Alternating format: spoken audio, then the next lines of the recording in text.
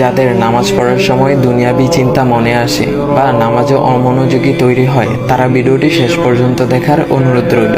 হযরত আলী রাদিয়াল্লাহু তাআলা আনহুর কাছে একজন ব্যক্তি এসেছে। তখন লোকটা বলল, হুজুর, আমার নামাজে মন বসে না।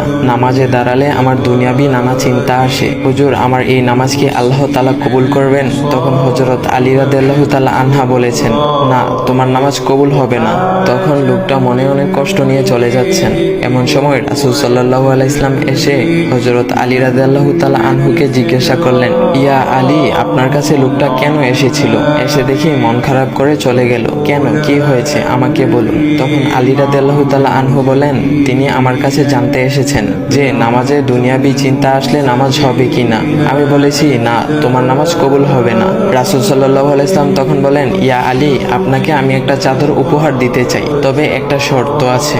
আলী রাদিয়াল্লাহু তাআলা আনহু খুশি হয়ে বলেন, ইয়া রাসূলুল্লাহ, কি শর্ত তা বলুন, আমি আপনার সকল শর্ত মেনে নিব।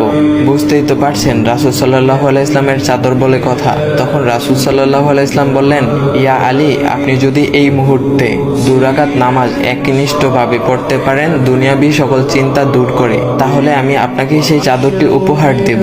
আলী রাদিয়াল্লাহু তাআলা আনহু বলেন, এটা তো সাধারণ ব্যাপার। আলী রাদিয়াল্লাহু তাআলা আনহু তখন নামাজে দাঁড়িয়ে গেলেন আর তিনি নামাজ পড়তে শুরু করলেন। এমন সময় তার মনের মধ্যে শুধু ভাবনা চিন্তা আসতে শুরু করলো, আচ্ছা, আমাকে যে রাসূল সাল্লাল্লাহু আলাইহি ওয়াসাল্লাম যে চাদরটা দিবেন, সেটা কি ফাতিমার চাদর নাকি রাসূল সাল্লাল্লাহু আলাইহি ওয়াসাল্লামের? আচ্ছা, চাদরখানা দেখতে কেমন হবে? এই বিভিন্ন বিষয় নিয়ে ভাবতে লাগলেন। তিনি ভুলেই গেছেন যে দুনিয়াবি চিন্তা নামাজে আনতে রাসূল সাল্লাল্লাহু আলাইহি ওয়াসাল্লাম নিষেধ করেছেন। এর মধ্যে আলী রাদিয়াল্লাহু তাআলা আনহুর নামাজ পড়া শেষ। আলী রাদিয়াল্লাহু তাআলা নামাজ শেষ করে রাসূল সাল্লাল্লাহু আলাইহি ওয়াসাল্লামকে বলতেছেন, ইয়া রাসূলুল্লাহ, আমি আপনার শর্ত মেনেছি, এখন আমাকে চাদরখানা উপহার দেন। রাসূল সাল্লাল্লাহু আলাইহি ওয়াসাল্লাম বলেন, ইয়া আলী, আপনি কি একনিষ্ঠভাবে দুনিয়াবি চিন্তামুক্ত ছাড়া 2 রাকাত নামাজ পড়েছেন? তখন আলী রাদিয়াল্লাহু তাআলা আনহা মুচকি হেসে বললেন, না ইয়া রাসূলুল্লাহ, আমি আপনার চাদর নিয়ে অনেক কিছুই ভেবেছি। তখন রাসূল সাল্লাল্লাহু আলাইহি ওয়াসাল্লাম বলেন, ইয়া আলী, নামাজ তোমারও হয়েছে, আর তুমি যাকে নামাজ হবে না বলে ফতোয়া দিয়েছো, তার নামাজও আল্লাহ তাআলা কবুল করে নিয়েছেন। শোনো আলী, দুনিয়াবি চিন্তা দ্বারা নামাজ বাতিল হয় না, নামাজ মহান আল্লাহ তাআলা কবুল করে নেন। সকল ফরজ নিয়ম কানুন মেনে নামাজ পড়লে নামাজ হবে ইনশাল্লাহ। তবে আমাদের সকলের উচিত নামাজ আদায় করার সময় একমাত্র আল্লাহকে স্মরণ করে নামাজ আদায় করা।